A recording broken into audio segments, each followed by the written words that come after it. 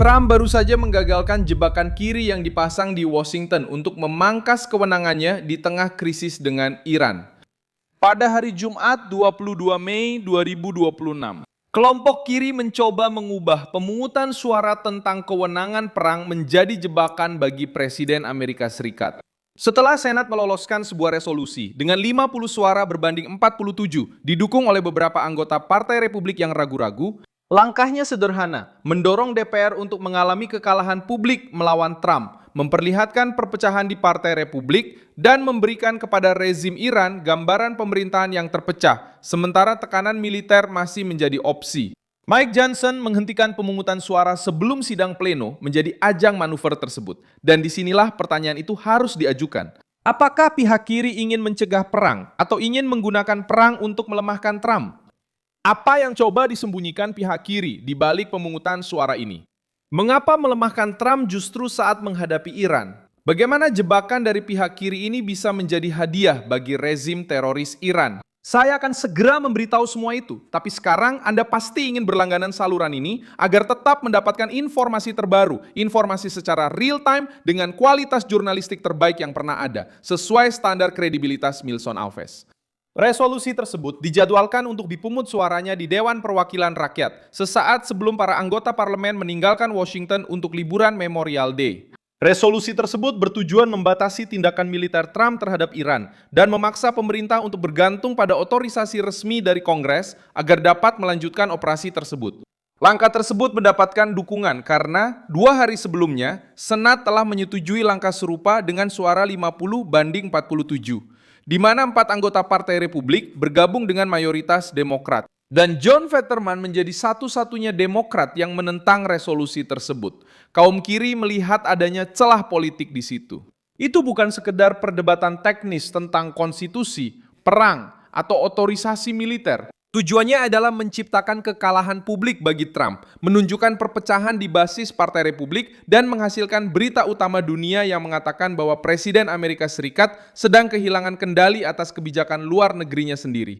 Disinilah Mike Johnson masuk ke pusat krisis. Sebagai ketua DPR, dia menarik pemungutan suara dari agenda dan mendorong keputusan itu ke bulan Juni.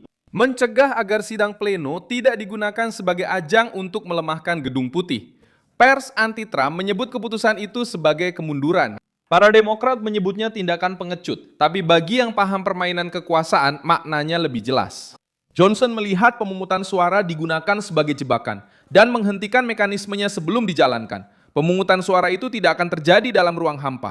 Itu akan terjadi di tengah perang melawan Iran, dengan musuh-musuh luar negeri mengamati setiap celah di Washington. Ketika sebuah kekuatan menunjukkan perpecahan di tengah krisis militer, sinyal itu tidak hanya berhenti di dalam Kongres.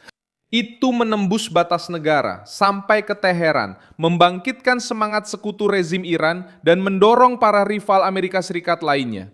Perselisihan suara itu sendiri menunjukkan besarnya jebakan yang ada. DPR sudah pernah menolak langkah-langkah sebelumnya terkait kewenangan perang dalam pemungutan suara yang ketat. Pada bulan Maret, salah satu resolusi itu gagal dengan selisih 200 suara, 312 suara setuju, dan 219 suara menolak.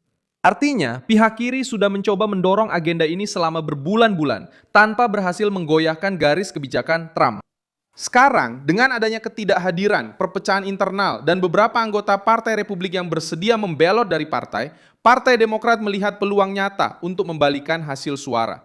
Trump tidak hanya sedang menghadapi sebuah pemungutan suara, dia sedang menghadapi upaya untuk membatasi gerak sang panglima tertinggi, sementara Iran terus melanjutkan ancaman militer, nuklir, dan regionalnya. Rezim Iran tidak melihat perdebatan seperti ini sebagai pelajaran hukum tata negara. Mereka menilainya sebagai tanda kekuatan atau kelemahan.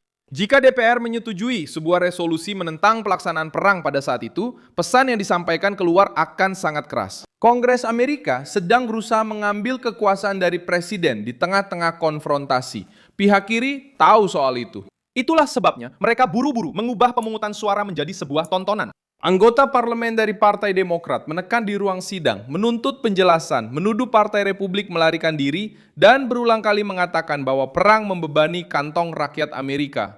Pernyataan tentang mahalnya bensin, mahalnya makanan, dan biaya perang berfungsi sebagai daya tarik emosional. Namun di balik pidato tersebut, ada upaya yang sangat jelas untuk membatasi ruang gerak Trump. Mereka menggunakan penderitaan ekonomi rakyat sebagai tameng politik untuk mendorong sebuah kebijakan yang pada praktiknya akan membatasi respon Amerika terhadap Iran.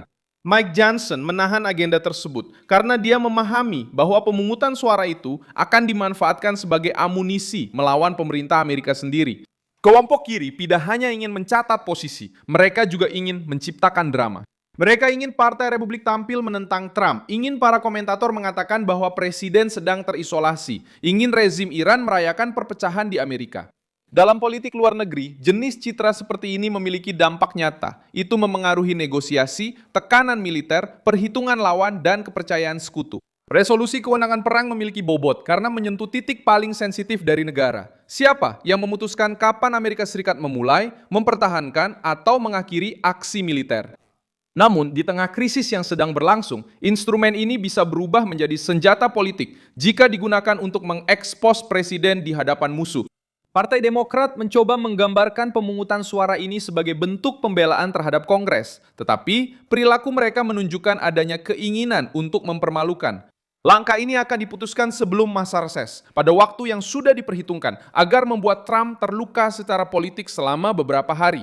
Jika lolos, pihak kiri akan pulang ke rumah dan mengatakan bahwa mereka telah mengalahkan presiden.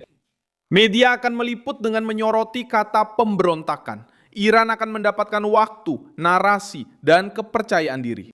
Johnson memutus siklus ini sebelum operasi selesai. Gedung Putih juga perlu mencegah agar diskusi ini tidak menjadi hadiah bagi Teheran. Selama bertahun-tahun, Iran menggunakan setiap perpecahan di Barat untuk mendapatkan waktu, memperkeras retorika, dan menguji batas-batas. Ketika melihat adanya perdebatan internal di Amerika Serikat tentang penarikan, otorisasi, dan pembatasan militer, rezim menganggapnya sebagai peluang. Kelompok kiri tahu bahwa pemungutan suara semacam ini tidak hanya akan berdampak di Washington. Itu akan berdampak di Timur Tengah, pada sekutu Amerika Serikat, dan pada kelompok-kelompok yang bersekutu dengan Iran. Kasus ini juga memperjelas perbedaan antara mengawasi dan menyabotase.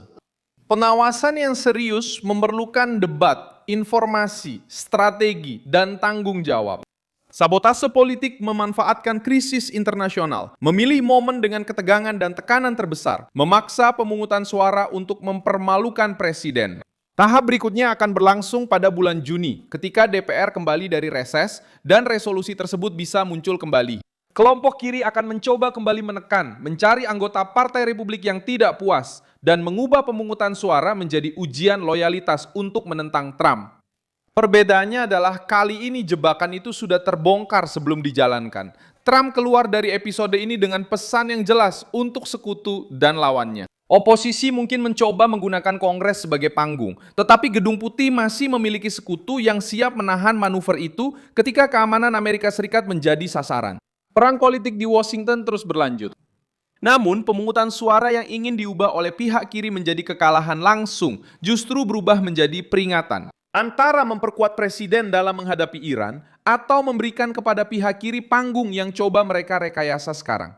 Saya Milson Alves, seorang spesialis hubungan internasional. Dan tujuan saya adalah membuat Anda tetap mendapat informasi yang benar setiap hari.